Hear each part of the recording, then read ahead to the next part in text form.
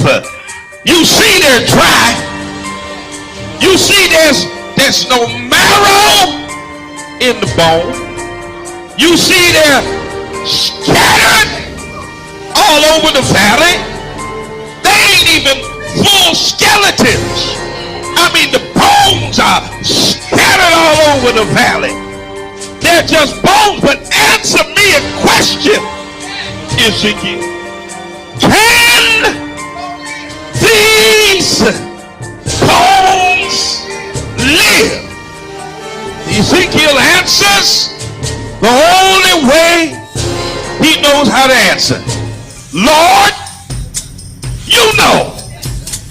Critical race theory was born out of critical legal theory. Am I teaching y'all something today? There emerged two common beliefs linking all critical race theories. First, white supremacy has subordinated black people and other people of color. That's just a fact. How in the world are you going to fight against that being taught in any school? White supremacy has subordinated black people and other people of color. That's a fact. Why don't you want that to be taught in school? You let your schools teach us that Columbus discovered America. That's a lie. You let your schools teach us that George Washington couldn't tell a lie. That's a lie. You let your schools teach us that some slave owners were beneficent and good slave owners. There were no good slave owners. Anybody who owned people was evil. That's a lie. You let your schools teach us that Abraham Lincoln was good for Negroes. No, Abraham Lincoln was trying to save the Union. And Abe Lincoln himself said if he could save the Union and keep black people in chains, he would do it. That's a lie. Come on, somebody. You let them teach us about a white Jesus. You let them teach us that Native Americans were the aggressors. Come on, somebody. That white folk had a manifest destiny and that the pilgrims were good at Native Americans. That's a lie. All day, every day, you let them teach us lies. All throughout my history in school, I was taught lies. But you got a problem with critical race theory because it teaches the truth that white supremacy has subordinated black people and people of color. The right to bear arms. Let me just back up a little bit and let me take you on back to the late 1960s when Ronald Reagan was the governor of California. And they were oppressing black folk, and a group of men and women known as the Black Panther Party decided that they were going to defend the rights of black folk. And the Black Panthers decided that the Second Amendment wasn't just for white folk. So they strapped themselves with guns and showed up at the Capitol in California. And when they saw them Negroes with guns, come on, somebody. That's why I say if you ever really want to get gun laws changed, just strap all these Negroes up. They'll change them laws before the week is over. When the Black Panthers, watch this, I want you to read, the California legislator passed what was called the Mulford Act. It was a gun control act that decided who could get guns, who couldn't get guns, what could be in your background, what couldn't be in your background. It was the first time in history that the National Rifle Association, the NRA, supported restrictive gun legislation, all because black folk had the nerve to get strapped. Look at your neighbor and say, neighbor, go get strapped. Amen, somebody. Y'all gonna say Bishop told us to get strapped. I said it. Go get strapped. It just got real quiet up in here. But y'all already know I'm a triple P. Amen. Y'all know what a triple P is, right? A pistol packing preacher. Amen, somebody.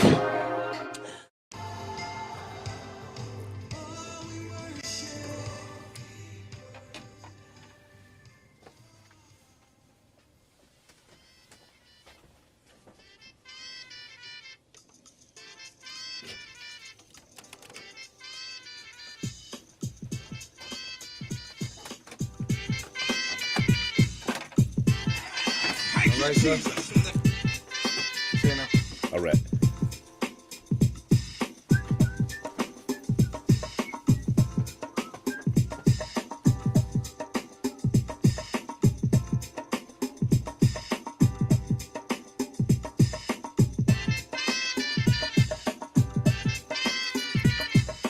You've got a responsibility to go back to Lodabar. Your work's not done just because you made it to the palace. Oh, bless the name of the Lord. But you've got a responsibility to help somebody else make it across. Thank you, Jesus. Don't pull up the ladder because you climbed to the top. Don't blow up the bridge because you made your way across. Thank you, Jesus. But reach your hand back down the ladder and pull somebody else up out of Lodabar.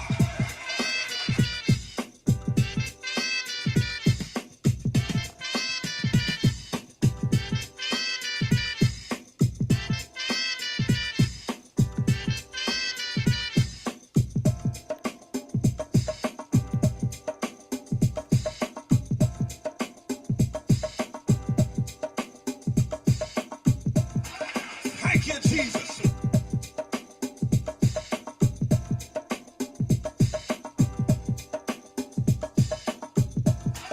Thank you, Jesus.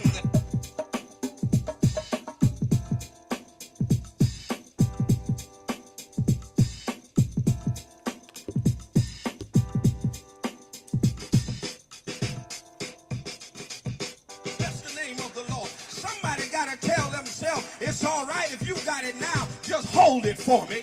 I'll be there to get it after a while. Oh, bless the name of the Lord. Thank you, Jesus. You've got to make up in your mind that what God has for me, it is for me. I might not have it right now, may not get it next week, you might try to stop me from getting it, but if God said it's mine, I want you to know after a while, I'm going to get what belongs to me.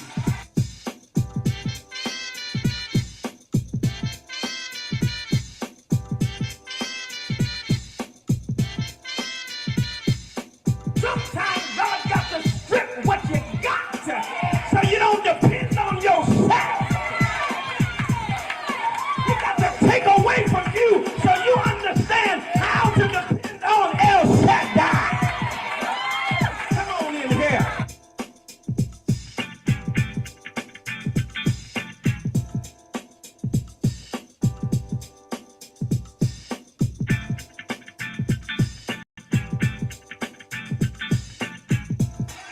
Thank you, Jesus. Our young people are dying. Cracked out. Suicide. Homicide. They'll kill you at the drop of a dime. Our jails are full. Yet the crime still runs rampant. 90.7 WTCC. Good morning. Welcome to the Spoken Word. I'm your host, Bishop Talbert Swan II. And as usual, we'll be telling it like it is through cultural idioms and nuances that shape the order, ethos, and chaos of the African American experience. Words have their own vitality. They shape their own consciousness and create their own context for interpreting social and spiritual reality. The spoken word contains the power to reshape the landscape of society. It is 4 minutes past the hour of 9 a.m. And I want to thank Mr. Kenneth Barnett for bringing us up until the 9 o'clock hour with the promise. You can hear Kenneth every Monday morning from 6 a.m. to 9 a.m., bringing you the best in gospel music. Good way to start out your Monday morning. Great way to start out your week. How and what a week we have just had as we enter into the early part of this week. A lot to talk about. Tell a friend, tell somebody. Bishop is on the air right now. Tune in. Tune in. Buckle up your seatbelts. We're going to go for a ride. We're talking about the Tyree Nichols murder. A lot of people want to dismiss race from it. Jason Whitlock tried to interject race into it, but in a very weird way. And we'll talk about that foolishness. But we'll also deal with the reality that, brothers and sisters, yes, yes, yes, yes, yes. It was 5 black officers. Yes, yes, yes. It was a black man. Yes, there's a black police chief. And so you're going to say, well, Bishop, what does any of that have to do with white supremacy? That's why you all have to stop looking at white supremacy and racism, systemic racism, as individual actions instead of looking at it from a systemic perspective. Okay? White supremacy and racism in America is systemic. It is embedded in the systems that govern this nation. And in the policing system, it is embedded in there. Those 5 black officers would have never beat a white man to death like that. That's the bottom line. We're going to talk about that. We're going to talk about Jason Whitlock's ridiculous response of blaming single black mothers on a white supremacist news network to a white supremacist Tucker Carlson. We're going to deal with all of that. Tell a friend, tell somebody. Bishop is on the air right now. Buckle up your seatbelts. The spoken word is rocking right now. Don't y'all go nowhere. We'll be right back. But the essence of growth has changed. The being in the road would be the end of the road if you refuse to change. Reach a little higher, reach a little higher, dig a little deeper, dig a little deeper, go a little further, go a little further. Come on, come on, come on. Reach a little higher, come on, yeah. Dig a little deeper, dig a little deeper, go a little further, go a little further. Come on, but don't stop. The essence of life is growth, but the essence of growth is change. The being in the road will be the end of the road if you refuse to change. Your life will never change until you get disgusted with where you are. Whatever you don't hate is what you tolerate. You must learn from the past, plan for the future, and live for today. For it is your daily routine that determines your success or failure in life. It's the choices that you have made up until this point that will determine the rest of your life. So break the cycle that doing enough is simply good enough. You only get out what you put in, so don't settle for the crumbs when you can have the whole loaf. So push yourself beyond your limitations. Come on. Reach a little higher. Reach a little higher. Dig a little deeper. Dig a little deeper. Go a little further. Don't stop. Don't stop. Come on. Don't reach a little higher. Reach a little higher. Dig a little deeper. Dig a little deeper. Go a little further. Go a little further. Don't stop. Don't stop. Don't stop. Don't stop. So you gotta break the routine of trying to beat the system. Manipulators will always try to bypass the process for the quick progress. There are no shortcuts to success. There are no elevators to the top. You gotta take it one step at a time. You gotta break the routine of allowing others to get into your head to control who you are and where you're going. You see, when you're about the positive, you're gonna always have haters. But don't let your haters push you down, let your haters push you forward to the next level. So when people show you who they really are, don't perceive them to be something else that they're not. See, a zebra does not change his stripes. So you gotta keep pushing yourself to the next level. Yeah, there you go. Come on. Dig a little deeper. Come on. Yeah. Go a little further. Go a little further. Don't stop. Come on. Don't stop. Come on. Yeah. Reach a little higher. Reach a little higher. Dig a little deeper. Dig a little deeper. Go a little further. Go a little further. Don't stop. Come on. Come on. Come on. You gotta understand the greatness is the nature that you were born out of. You'll never discover your greatness without hard work and dedication. Greatness says more about who you are and what you expect for yourself. And Greatness will always attract greatness. Show me your friends and I'll show you the future. You just a step away. You just a step away. You just a step away. Don't ever give up. Come on. You just a step away. You're almost there. Come on. You gotta push yourself beyond your limitations. You see, there's no mountain too high, no valley too low. You can go where you wanna go. It's all in the power of your imagination. If you can see the invisible, you can do the impossible. So stretch yourself. Take yourself to the next level. Come on, come on, come on. Reach a little higher. Dig a little deeper. Go a little further. Come on, come on, come on. Don't stop. Come on. Reach a little higher. Dig a little deeper. Go a little further. Don't stop. Don't stop. Don't stop. Come on. Yeah. Come on. Yeah. Come on. Blessings are coming your way. Go a little further.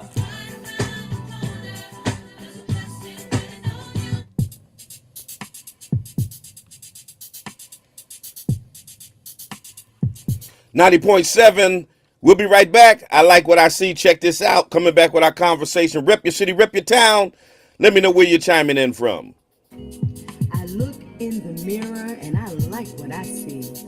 A strong, beautiful black woman staring back at me. One who's seen a lot of pain and had her share of sorrow, but who never gave up hope for a brighter tomorrow. I've been lied to, cheated on, stolen from and hit, but it just made me stronger and I refuse to quit. That's right. And though I've been tempted, I refuse to stoop to their level. Don't go down. I rose above that nonsense and made a liar of the devil. All right now. The devil who said I wasn't good enough, cute enough, or worthy of love, I kicked his butt with divine power from above. Power that says I can do all things through Christ, which strengthens me, and brought me out of darkness so that I could see that I'm smart, I'm beautiful, I'm a child of the King. Abundant love for me he came to bring. Oh yes, when I look in the mirror, I love what I see. She's looking good. That strong, beautiful black woman, that woman is me.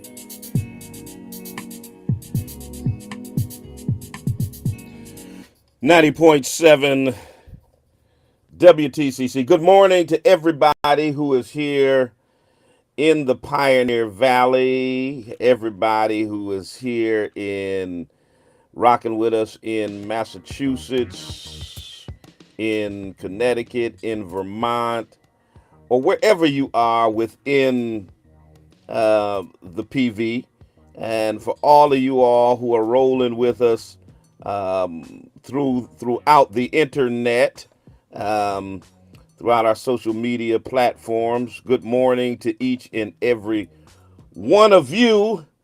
Do me a favor, rep your city, rep your town. If you're in the Twitter space, rep your city, rep your town. I already got the phone lines blowing up and we haven't even gotten to our conversation, so let's see what's happening. Good morning, caller.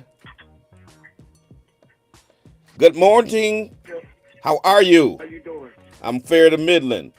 I got to tell you, man, when I saw that video on Friday night, man, that thing made me emotional, man. It shed tears. That night I was in church. It was the beginning of our women's weekend, and congratulations to my wife and to all the women of Spring of Hope on a fantastic women's weekend. But I was in service, and my 29-year-old son, the same age as Tyree Nichols, my namesake, was sitting on the drums, playing drums in church. And when I saw the video that same night, I was sitting in church, and I watched the video because the news was coming to interview me about the video. I shed tears because all I could think of is that could have been my child out there. I mean, it's sad. It's sad. My heart breaks for that family. That's right. And you know what? And I was listening to someone else was saying But why would the brothers do that to the brothers? You know what? That ain't no brothers. They are enemies. They need to be punished. I don't care if they white, black, whatever. When you do something like that, where's justice? You know? And they've been promised about this George Biden, I think he's full of junk. Well, Biden is pumping money to the police. Biden started out. Biden started out on the defund the police bandwagon, and he started out his first speech before a joint session of Congress. He brought Eric Garner's daughter there and used her as a prop and talked about police reform. 10 months later, he was talking about we don't need to defund the police, fund the police, and he's been proposing to pump money into them with no accountability measures whatsoever, no modification to qualified immunity, no George Floyd Justice and Policing Act. Just give them more money so they can keep going upside our heads. That's right, man. I tell you. And they was looking for us to commit violence. There was no violence. Absolutely. They try to stereotype black folks, trying to say, well, we burn, we tear up things. But they showed them different. We just keep praying for the family, Bishop. All right. Thank you for your call, brother. Stay safe. You as well. 413-736-2781 is the number here. Listen, let me qualify what I said in the Twitter space today, because I know all of the trolls, all of the white supremacist trolls are going to come flocking. They're going to write about me in all of the racist magazines, in Outkick and Daily Wire and the Daily Caller and all of that. And they're going to say anti-white bishop blames Tyree Nichols' murder on white supremacy. And see, this is the gaslighting of the majority community to pretend that they don't understand the systemic and structural nature of racism and white supremacy. And they want to pretend that it's all about individual actions when it's not. And I don't think sometimes even black people understand that by the way that they talk, because they tried to reduce it down to individual actions. As a matter of fact, if you all remember back when Tim Scott came out and said America is not a racist country, and then Jim Clyburn,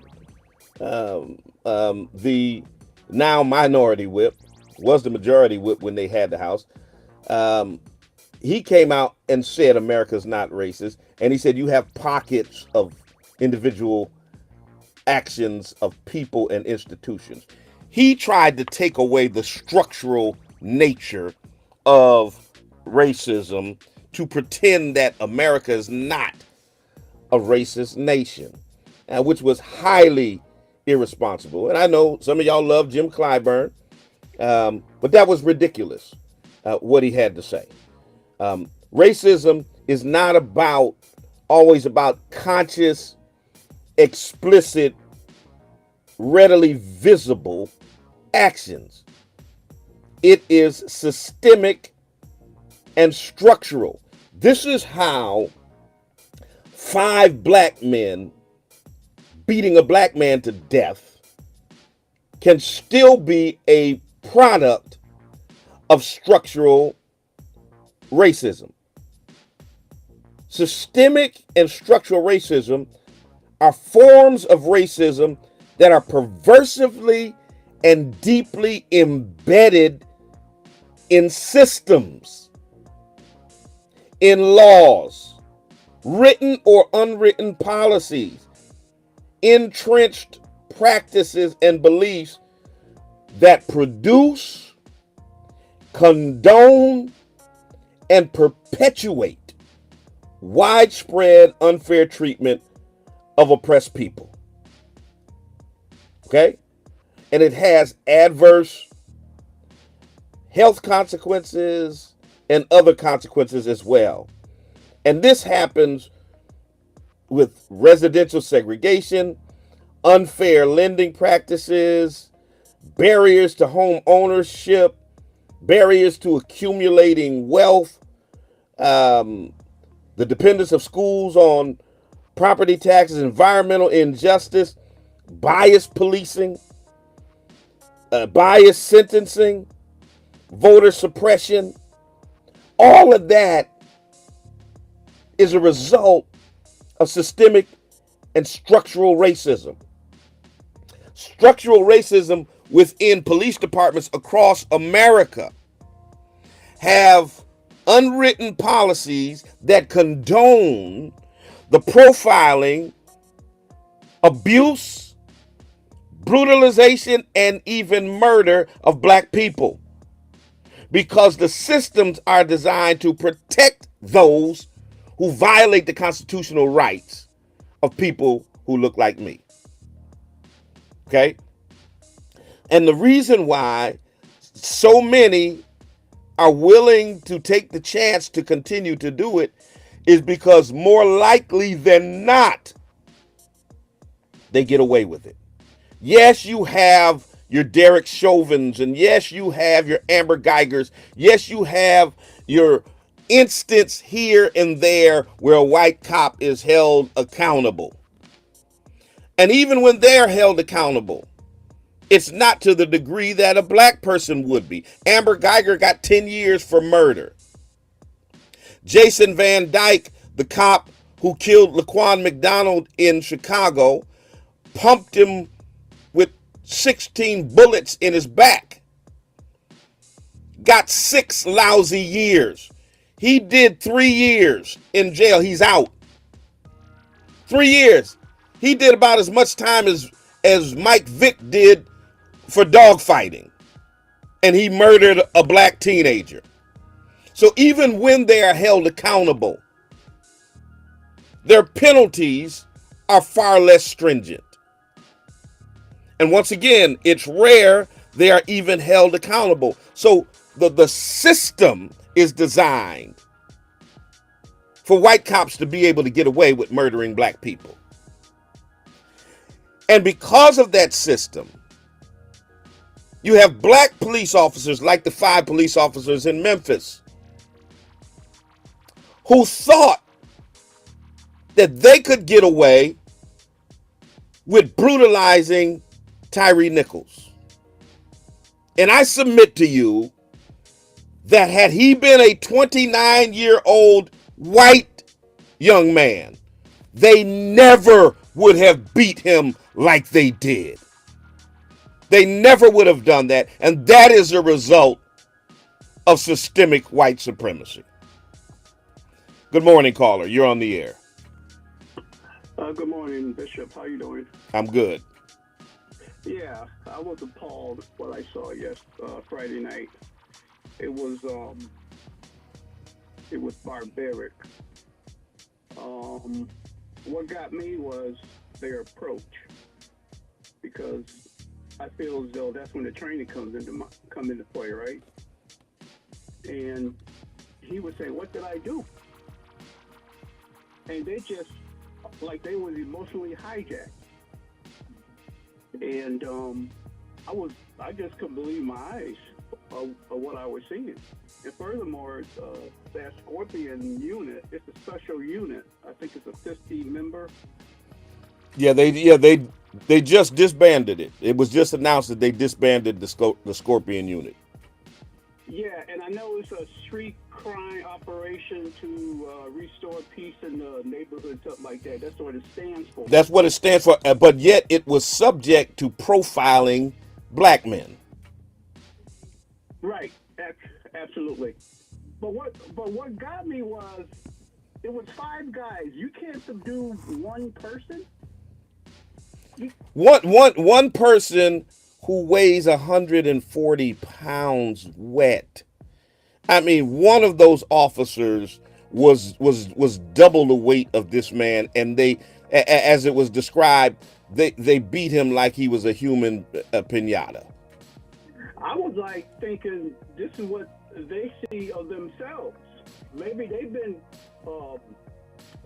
convinced that our lives don't matter, because that was savagery, man. I don't care, white, black, it doesn't matter.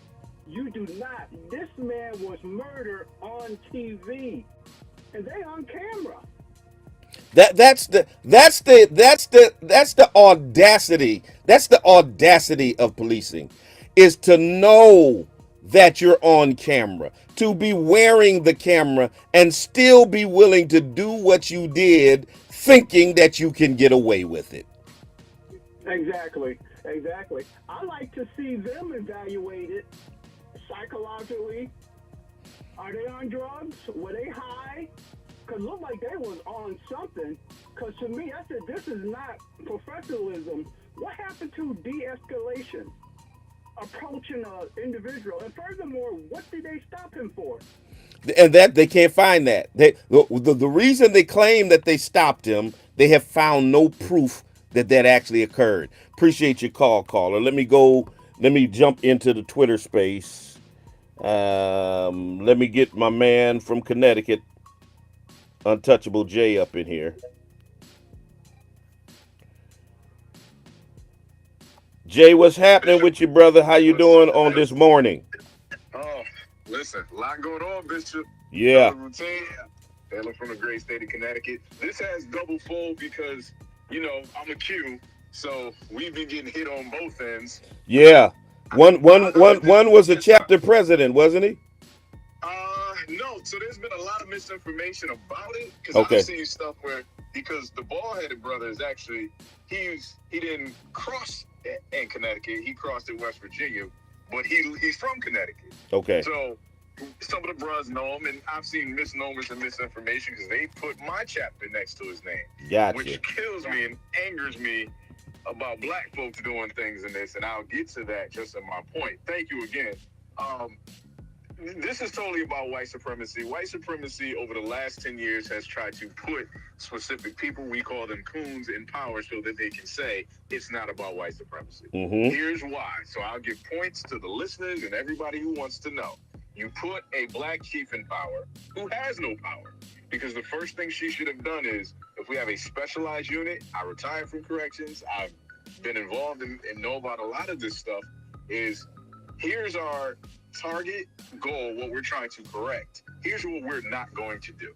So when you give somebody carte blanche, but you instruct them on how to brutalize people, right? That proves that she had no level of thinking and interest for black people. Because as a black woman or man, she should have said, listen, we have to clean up some things, but we're not going to brutalize the population. Because what happens when people are going checked in power, because it's all about power, they start doing it to everybody. They do it to the lady walking down the street. They do it to the kid on the bike. So they are wrong in that. Secondly, why wasn't this white gentleman that tased him even brought to the forefront?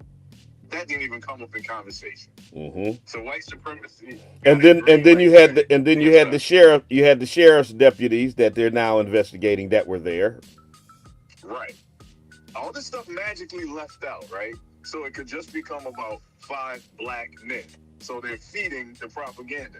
They're feeding the gender divide within the black community. Black men ain't it. They're power hungry. This, that, and the third. Then they're going into power control structure. They're hitting a lot on it. The hardest thing is to prove it because white supremacy always will prove it.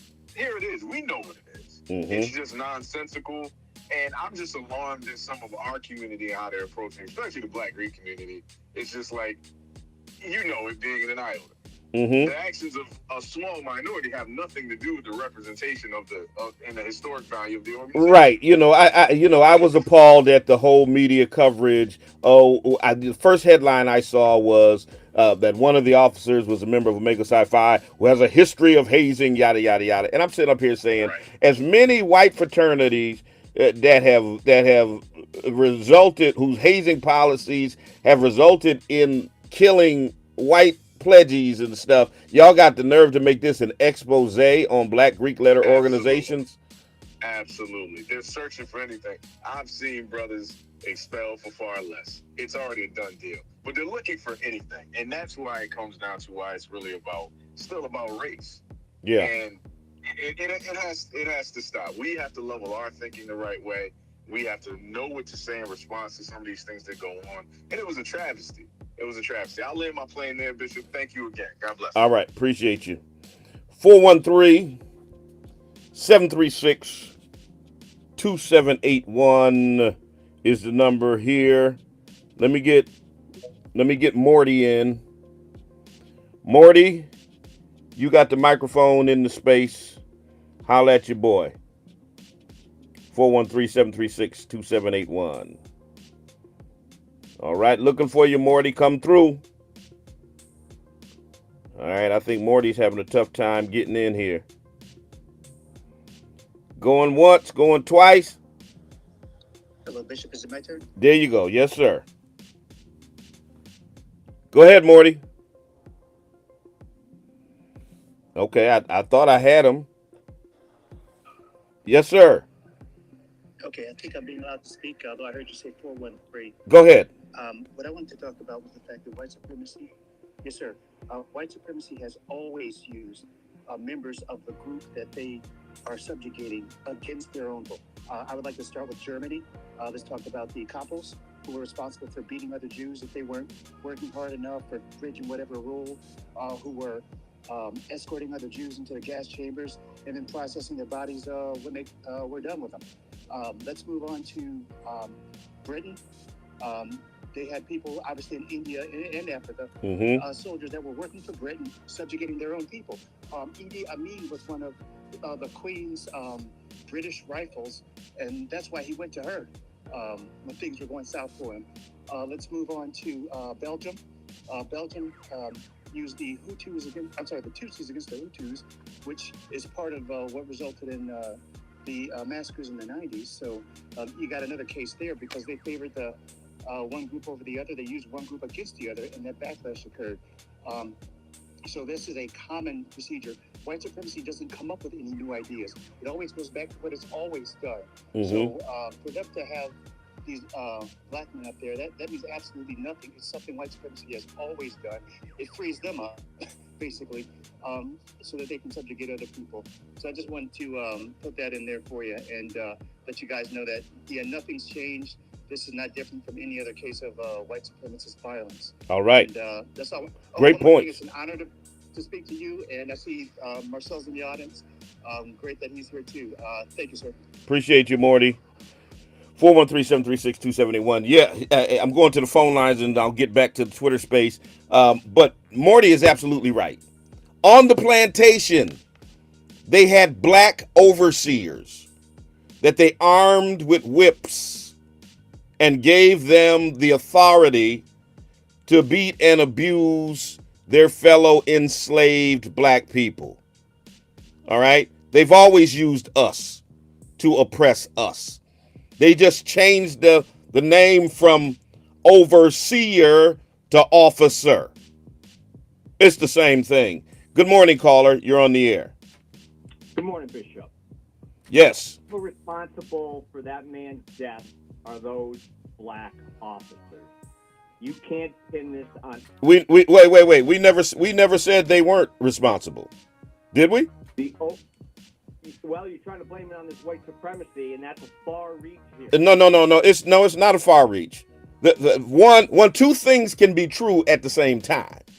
The individuals who committed the heinous act are responsible, and we're all cheering the fact that they were fired, that they were indicted, and that they're being charged for murder. But if you look at systemic police abuse against black people as a group of isolated individual incidents and not as a systemic problem, you're missing the point. Well, let me make one point before I know you'll probably hang up on me. Let me make one point, okay? There is no system that would make anybody do that to anybody else. Okay, wait a minute. You're making no sense. You're making no sense because the empirical evidence proves otherwise, man. When you look at the fact that black men are 9 times more likely to be profiled and arrested for the same offenses as their counterparts, white men. That black men who are arrested for certain crimes are 12 times more likely to be sent to receive stiffer sentences than their white counterparts guilty of the same exact crimes. The empirical evidence and the data shows that systemic racism within policing in America is alive and well and disenfranchises black people. And for you to sit here and throw on blinders and act like that doesn't exist is gaslighting 101. One final point. Make your point. Most of the areas where there is rampant crime are in the inner cities. Would you agree with that? Or No, I don't agree with that. First of all, well then hey, listen, man, we can't talk at the same time. Not okay. Thank you. First of all, let's clarify what you're saying, because you're using a racist dog whistle. Because inner city, ghetto, all of those terms you all use as synonymous with where black people live. And for y'all to sit up here and pretend that black people are the only people who live in the inner city, or that all black people live in the inner city, is ridiculous. I don't live in the inner city. Haven't lived in no inner city since I was a kid. Now here's the thing. This is the point I need to make to you. Just because the policing presence is heavier in so-called urban centers and inner cities, just because racial profiling is heavier in inner cities, so-called inner cities, doesn't mean crime is more rampant. It just simply means that's where the police are, that's where they make the arrests. And the point is underscored when we talk about the survey that was done in terms of drug use. They said there's more drug use in suburbia, where that is predominantly white, than there is in the so-called inner cities. It's just that the cops aren't busting down the doors and arresting these white kids that are using drugs. That's why y'all are ODing on opioids, and all of a sudden it's a public health crisis, as opposed to when it was crack or heroin in the so-called inner cities. There's crime going on in white neighborhoods. Y'all just ain't being profiled and arrested for it. You know, you talk about blinders, okay? First of all, I'm not saying all black people live in the inner city. Black people, in the suburbs. I'm certainly not saying that drug use is only a black problem. What I'm saying is, where most of the violent crime is where the police go to. Let me help you. Let me help you. Listen, man, your blood vessels are popping out, man. I'm gonna help you. No, you're not all right. I'm gonna help you because the same on my show last Monday, I debunked this 1350 lie. 13% of the population commit 50% of the crime. The FBI statistics that y'all, no, it's not even violent crime. Okay, it's not even violent crime, because the FBI stats that y'all misquote all the time say that white people commit 69.6% of the violent crime, and most of that is by white men who look like you, who are only 30% of the population. So let's if you want to talk about disparate crime stats, 30% of America's population committing over 60% of the crime, there's your disparate crime stat. White men are the ones that are doing it. All right? You can't gaslight me. I'll turn your own statistics against you. 413-736-2781. Let me get Texwell in here. Texwell, you're in the Twitter space. Holla at your man. What's going on, Brother Bishop? How you feel? You all hear me? I'm great, man. I'm great considering what we're dealing with. I want to say that I don't use the term white supremacy, because the only thing they've been supreme at is destruction, deception, and genocide.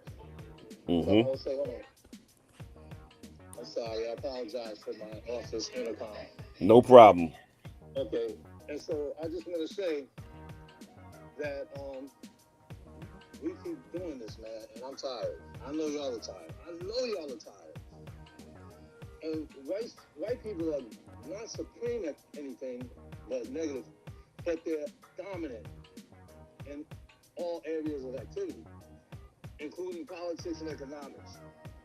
But although they're dominant, we have the opportunity to become more dominant than we are. We have the opportunity to weaponize our politics in a way that the next time a spaghetti eater or a corned beef and cabbage eater kills one of our people, they will lose their pension and their house. And that's if we deal with that qualified immunity issue, which is what the Democrats failed to do, and they have basically given up on police reform. Amen, Reverend Bishop.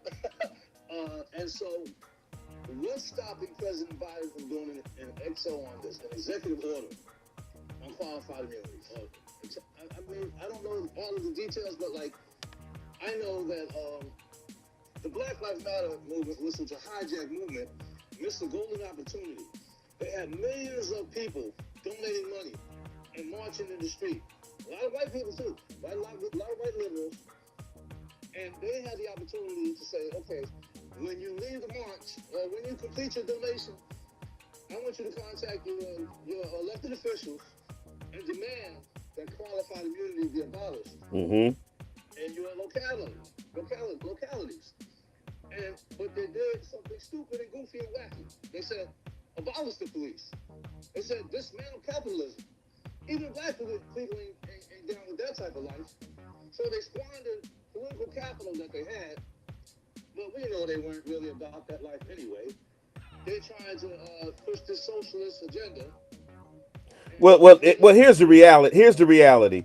Most of the liberal white resistors that we saw locking arms with us in 2020, in the middle of the pandemic, after the George Floyd murder, they were more frustrated at the Republicans controlling the government and Trump being in office than they were about systemic white supremacy and anti-black racism and police misconduct. Their protests were more protesting against the party that was in power, because if you notice, since when the Democrats immediately in 2020, after black folk went to the polls and flipped red states blue, flipped Michigan, flipped Georgia, flipped Pennsylvania, flipped Wisconsin, and gave Democrats the House, the Senate, and the White House, they failed to pass anything substantive that would benefit the constituency, that helped them get in power. And yet you don't see these same liberals out on the streets now. And it's not like police misconduct went away. It ain't like it disappeared after George Floyd. Where's all that energy? Where are all those allies, and where are all those resistors now? Hey, Brother Reverend, Brother Bishop, I think one of the reasons, and you're right and exact, but one of the reasons it didn't happen is because the pressure wasn't there. I think a lot of people would have actually pushed for this qualified immunity if they hadn't put that wacky way out messaging out there. They didn't. They never said about qualified immunity. The Black Lives Matter movement made no demands on the Democratic Party. And when they got in there, when Biden got in, he wouldn't even return their phone calls or their text messages. Yeah. Appreciate you, brother. Appreciate you too. 413-736-2781. You're gonna hang up on me, because you knew where you were going. Oh boy, let me see who we got up in the space here. FBA Trey, you got the microphone, brother. Hey, what's up, Bishop? How you feel? Man, I'm good, man. Just working remote right now. Just want to say real quick, Um, this is a legacy of white supremacy going back to slavery. If anybody's familiar with the book Uncle Tom's Cabin, we know that, for example, Sambo beat Uncle Tom to death. This is a routine thing that white people do. They take the biggest brutes in our society and they weaponize them against the general population. And this is just a continuation of it that we see today. It's nothing new. We see this in Africa. We see where they weaponize, military forces against the general population on behalf of the overarching white power structure that keeps those countries in a neo-colonial state. So, I mean, this is an overarching white supremacist system. And, once they, get their black dummies to do this type of shit, the first thing they do is say, it was a black guy. Yeah. Yeah. I mean, yeah. So, I mean, like I said, that's just a long history of this going back to slavery, and we see it around the world today in a neo-colonial system. But that's all I got to say, Bishop. Keep up the good work, man. All right. Appreciate you, brother. Absolutely, absolutely, absolutely correct. Good morning, caller. You're on the air. All right. Did my caller hang up? All right. 413-736-2781. If I put you on hold, just hold the line. I'll get to you. I'll get to you, caller. Don't be impatient now. Good morning, caller. You're on the air. Hello, good morning. Turn your radio down. Hold on. Good morning. Good morning, Howard. I'm good. How are you? I'm great. I want to speak on the fact that number one, they haven't mentioned the name or even talked about the fact that there was a white guy on the scene there, spraying Tyree Nichols. Yeah, that's just now being discussed, and as to why there was nothing done to him like the other 5 officers. Right, and then my other thing is now that they, like Attorney Crump has said, put out their blueprint. What's going to happen now, and what we need to concentrate on is Jalen Walker and his murder, because they have shown their true colors and prosecuted here as they should have. But what about what's going on with Jalen Walker? These murderers are back at work already. And for those of you who don't know what she's talking about, Akron, Ohio, they sprayed Jalen Walker. They shot at him 90 times and hit him with over 60 bullets after pulling him over for a traffic violation. Another traffic violation. Absolutely. Appreciate your call. Good morning, caller. Yep. Our maintenance director. No, you can't because I'm on the radio. You're calling the request line. 413-736-2781 is the number here. I'm gonna get some more of you all that are in the Twitter space that have your requests in. But also I want to deal with the sheer coonery that's happening in this moment. Because of course they have, hey baby girl, I see my daughter. Rep your city, rep your town as well. The coons come out at night. The coons come out at night. They're marching out the coon factory. People like Jason Whitlock, who go on Fox News and talk grimy about black people. Now here's the thing.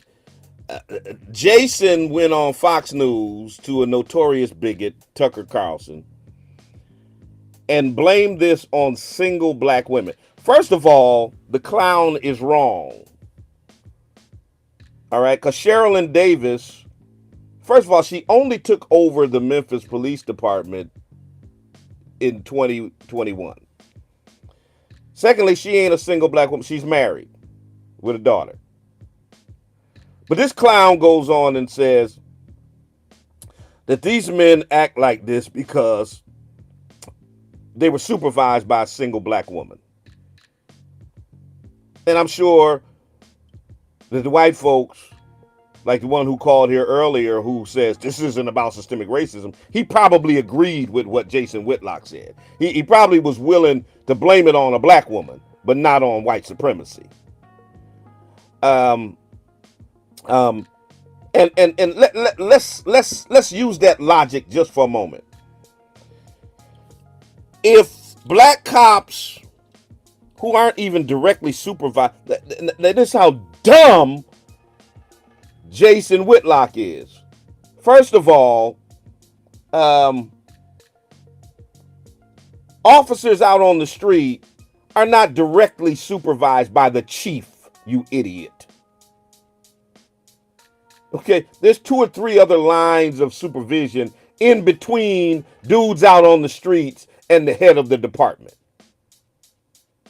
But he's so busy trying to get some more butter biscuits that he'll just say anything grimy about black people for the benefit of his white audience. So they weren't even directly supervised by the chief. She wasn't even a single black woman. But let's pretend that there was some veracity in what this clown was saying.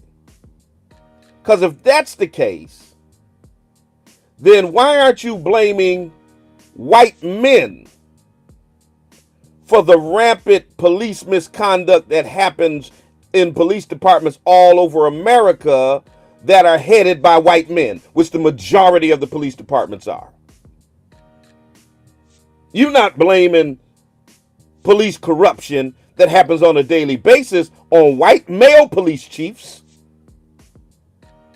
But you willing to try to throw a sister under the bus and say this is a... So what was the result of the police officers who murdered Jalen in Akron, shooting 90 bullets at him?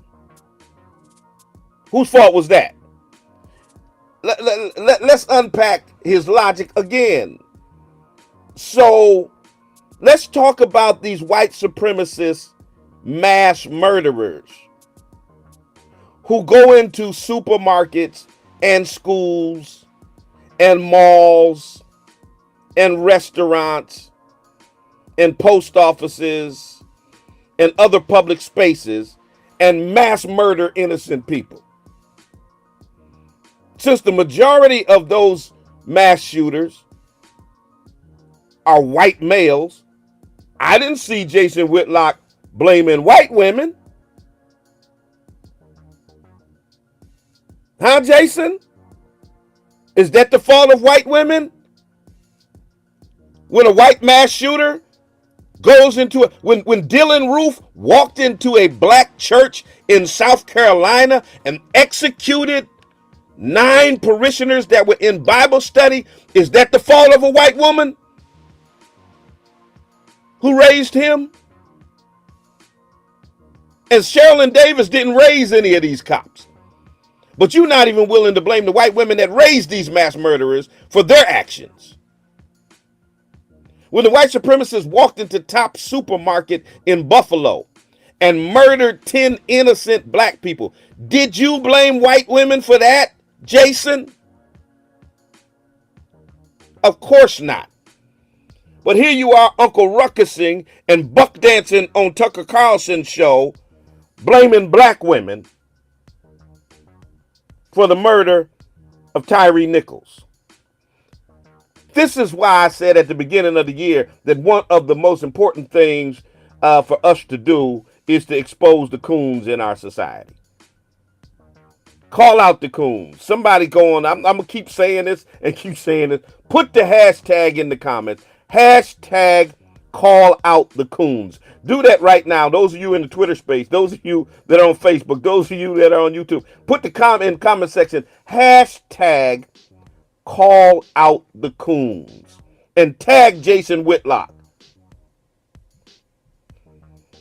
See, Jason came for me last week for no reason. He wanted to get some butter biscuits from these white folks. So he tried to throw shade at me and said, "Is this guy real? Does he have a real church?" I thought, yada yada yada. You know who I am, player. You know who. You wouldn't have tagged me in your post if you didn't know who I was. Somebody put hashtag call out the coons and tag Jason Whitlock.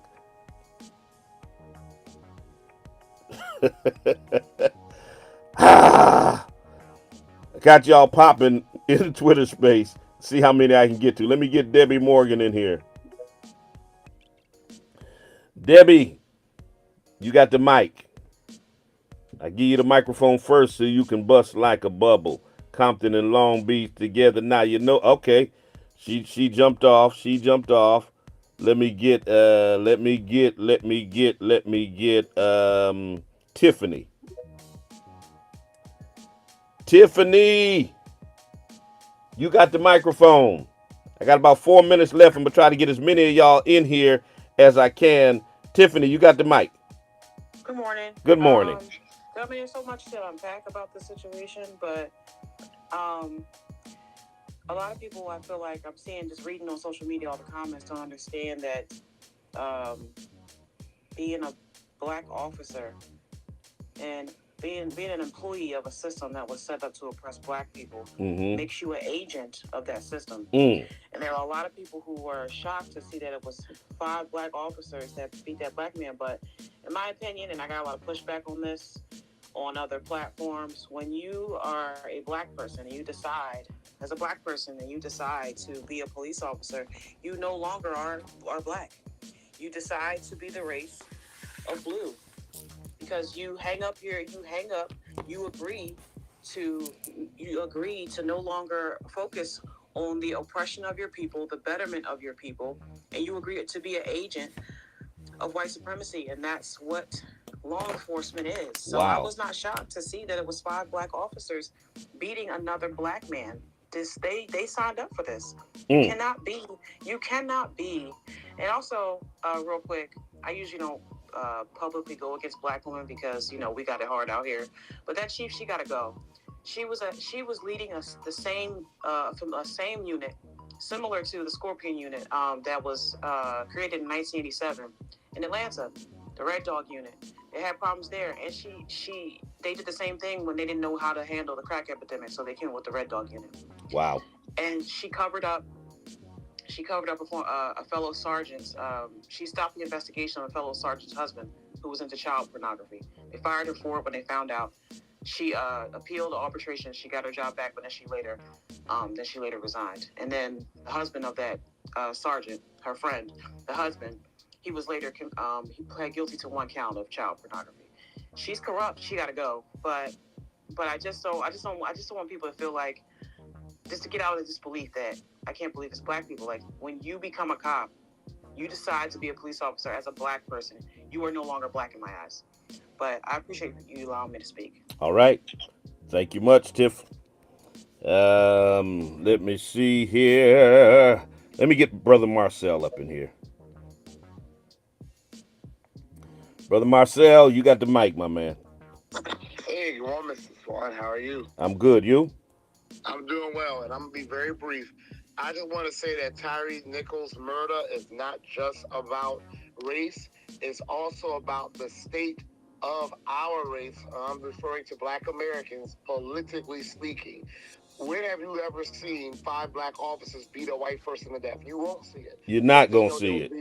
Right, you're not, because there will be swift consequences. The only reason that even we feel comfortable doing this to each other, or those officers felt comfortable doing that to Tyree, is because they know that you can terrorize and brutalize black Americans and there will be no consequences. When they had those so-called rise of hate crimes against Asians, which the data now shows black Americans have always been over 60% of the targets for hate crimes, and hate crimes actually increased against us drastically, and it only increased moderately against Asians. Pause right And there, Marcel. Pause right there, because I want to underscore that point he's making. The point he's making is the data that precipitated the Asian hate crime law. Hate crimes against Asian Americans went up from 100 and some odd to 200. It went up by 150 hate crimes. It was still at only 239 total hate crimes. In that same year, hate crimes against black folks went up went up from 1900 to over 2800, increased by 900 in that same year. Yet that never precipitated a hate crime, anti-black hate crime law. Continue, brother Marcel.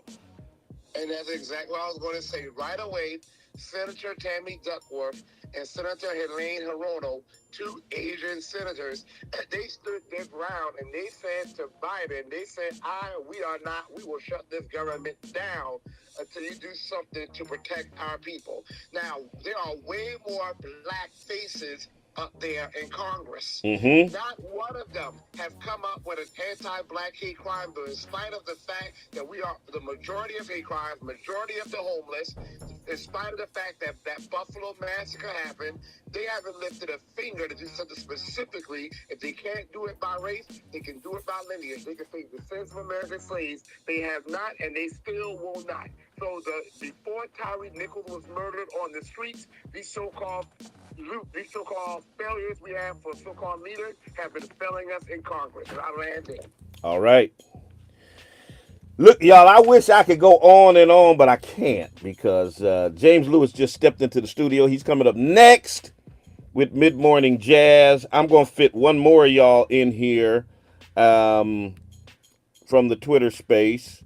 There's a bunch of y'all up in here trying to get in. Let me get out of Bamboo.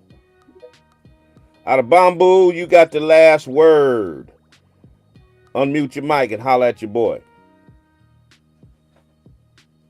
Out of Bamboo, come on, come through.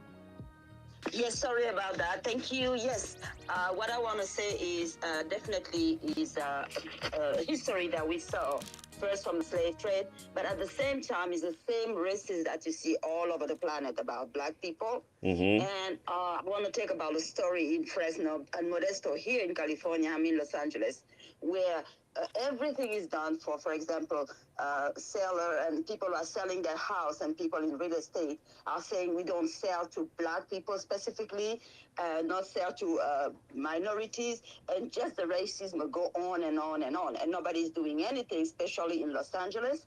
You saw the video in the city hall with Nuri Martinez and Kevin De Leon talking about the racism, how they talk about black people like goons and monkeys. Mm-hmm. Is exactly what we are facing every single day, and in a way that is so hypocrite, because they smile to you, they call you ally when they need you, but when you need them, you don't see anybody. Because myself, I work with all the people. You know, I speak 7 languages. I'm from Senegal. I work with minority. I work with migrants. I work with all the black community. I'm here in Lemont Park every day. This is what we have to talk about and go directly to the police and tell them and raise our voice and say, we can do this and this. I work in a war zone with Doctors Without Borders, unarmed, but telling you I feel safe in South Sudan more than I'm feeling safe here in Los Angeles. Because we are afraid every day that the police will stop you for any reason because you are black. When they speak to me and they feel my accent, now they just act another way. And it's not normal. That's because I open my mouth, they will act differently. Absolutely. We have to just tell them, each and every one of us, send our letter to Congress. Call the police. I will show you what I was saying yesterday to the police officers, because there is solution. They don't want to find the solution because they still continue in their brain to think that they own black people, and they can still continue to decide for us and tell us like we are children. In fact, that's the opposite. Sis, I appreciate you. But I got to run. Thank you so much. Sorry, y'all. I got to move on. James Lewis is coming up next with Mid Morning Jazz, great black music. Check me out on Friday. We're going to continue this conversation on Friday. By that time, we will have had the funeral of Tyree Nichols, and probably some more developments that will come out of this situation. So check me out on the Black Love Experience on Friday. Until the next time I talk to you and you talk to me, always remember God loves you, and so do I. I'm out. Deuces.